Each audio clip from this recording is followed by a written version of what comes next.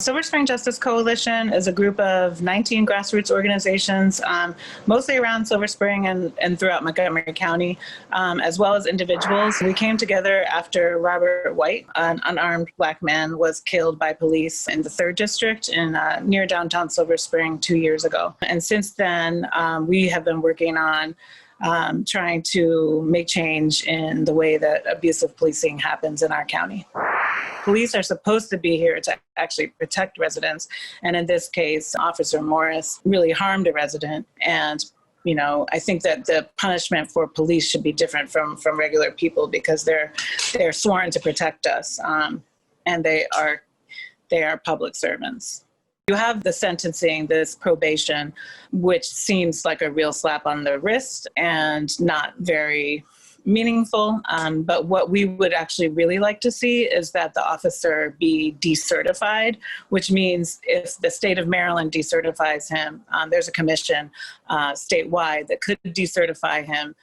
Then he would no longer be able to just, let's say Montgomery County now lets go of him, another county neighboring would hire him. And that's a huge problem in Maryland where bad police officers just end up getting hired by neighboring jurisdictions. It was not simply a bad apple type of situation where Officer Kevin Moris, kneed this resident and slammed his face into concrete. All of the officers, and I believe there were at least 6 officers you can see in the video in Aspen Hill, just stood there like everything was completely normal. And so that showed that this is the system. This is the way policing operates in the county. It wasn't anything that was a surprise. No officer tried to stop, intervene, de-escalate, nothing. It was simply par for the course. And to us, that highlights that, we can talk about how one officer is punished till we're blue in the face, but the problem is the system.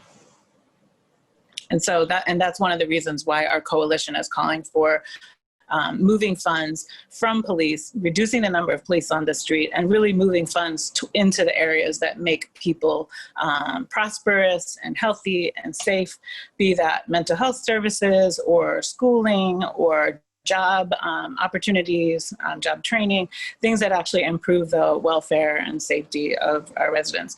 And in particular, in Montgomery County, there's an issue, and in Maryland with very racially biased policing. And you can see that in the statistics. It's pretty shocking. Maryland, again, some of the worst stats in the country as far as over-policing of Black and brown communities. And the resident in this case was a Latino man.